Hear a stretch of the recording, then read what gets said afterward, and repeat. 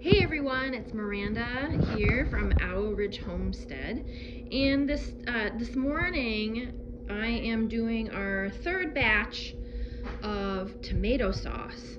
I've gotten lots and lots of messages and emails and phone calls from folks wondering what they should do with their tomato harvest. A lot of new gardeners have tons and tons of tomatoes coming in now.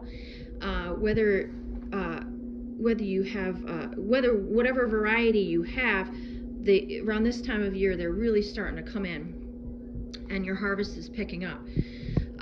So what to do with your tomatoes is very individualized. Lots of people just like to eat them fresh, give them away to people, friends and family. But I've gotten the question of how do I preserve tomatoes in order to feed my family through the winter months, through the cold months that we don't grow tomatoes. So for us, and for the types of meals that I cook for my family, we use a lot of tomato sauce. We use it in meals such as just regular pasta dishes, spaghetti. We use it in our chili. We eat a lot of chili. We love chili. And other dishes that you'd cook like with chicken or anything like that. We use it a lot. We use a lot of tomato sauce. So that's how I usually like to process and prepare foods to keep over the winter.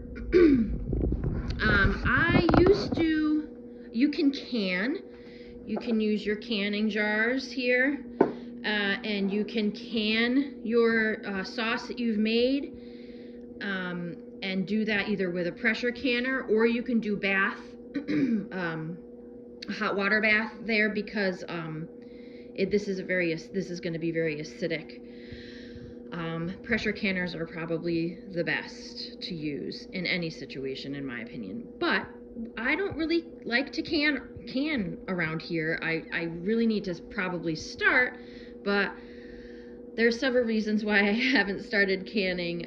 It's something that to me, I need to do a ton of research, and I need to financially put in a big chunk of change in order to make it a experience that I'm willing to have here at our homestead. So it's coming slowly. It's on the back burner to can here, but it hasn't happened yet. What I usually do is we grow a lot of things that we can keep in our root cellar. We grow a lot of things that we can freeze or dehydrate or ferment. So we do all those other types of food preservation. I haven't done canning yet. So with our tomatoes, I freeze them. So I freeze the tomato sauce. If you like salsa and stuff like that, you could freeze that as well once it's made. So here with my tomato sauce, it's super simple, and there's many different ways to prepare tomato sauce, and many different ingredients to put in your tomato sauce, but I really love to put in everything that we've grown here on our homestead. So I really like to make 99.999% or 100% homegrown tomato sauce. We don't grow olives here, so I can't do our olive oil. I can't say that that's homegrown, but that is definitely something that we use here in our tomato sauce recipe.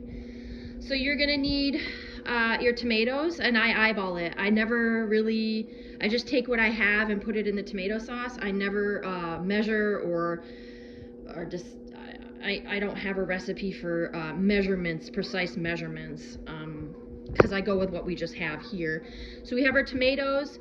I have some slicers that go in, and I really love Romas for tomato sauce because they're very much more fleshy than they are seedy. And I do not de-skin or de-seed my tomatoes when I make tomato sauce. You can go ahead and do that if you'd like.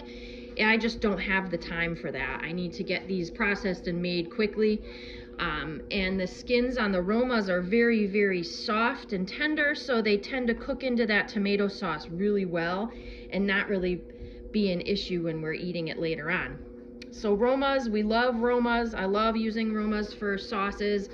Slicers you can also use for sauces, obviously. Anything. Cherry tomatoes would be, you can, it'd just be really tedious to do things like cherry tomatoes for a sauce. Preparing it.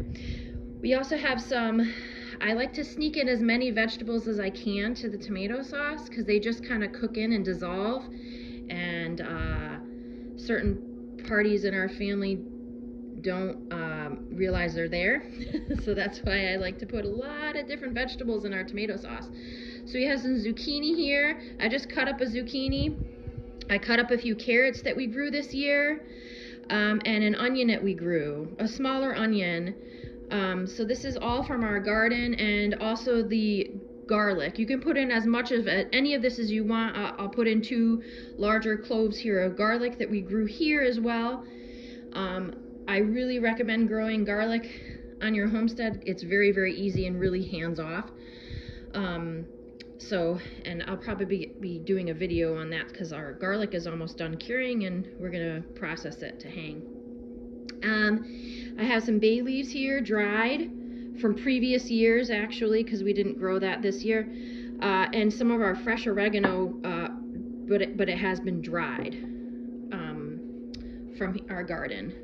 We also have some salt. So you can do, I mean, anything you want to taste. Whatever you like, you can do whatever herbs you want. This is just what we have now here and what I'm going to be using in the sauce. So what you're gonna do is I just have a pan here, and I just put a little bit of olive oil in, and what I'm gonna put first are the onions, and I'm gonna just cook them till they're translucent, and then from there, I'll put in the tomatoes. I'll just start cutting them up. I obviously take the bloom end off, and I will just cut these up into sort of the same size as the vegetables cut up here. And I'll start just loading them in the pot, and then just load all the rest of the vegetables in the pot. Put my herbs in.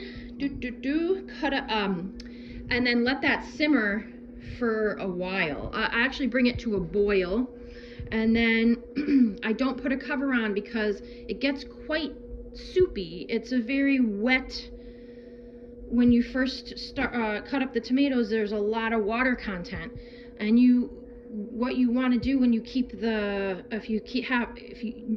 not put a cover on and make sure you have it open on the top so that water can dissipate out and that you get that nice thick sauce in return. So that's what I'll do, and I'll cook it all down. I will add the herbs, go in all the same time. The only thing that I don't put in right away is the garlic. That's going to be minced, and then I'll put that in probably for the last half hour that it's simmering. So I bring it to like a boil, like not a huge boil, but like I won't put it on high. I'll probably put it on medium high. Let it come to a boil and then turn it down to a simmer and let it simmer all day, most of the day, at least half the day, and then we get our tomato sauce, which I just put down in the freezer. And when we get our tomato sauce, because we freeze, I have to use freezer bags. I don't really use the ball jars to freeze in because I've had jars burst down in our chest freezer. I do use plastic.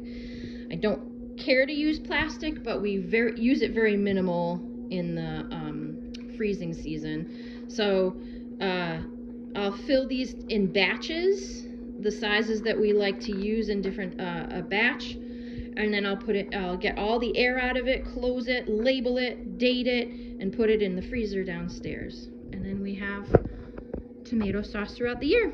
And that's how we make our tomato sauce. So if you have any questions, let me know. Thanks. See you soon.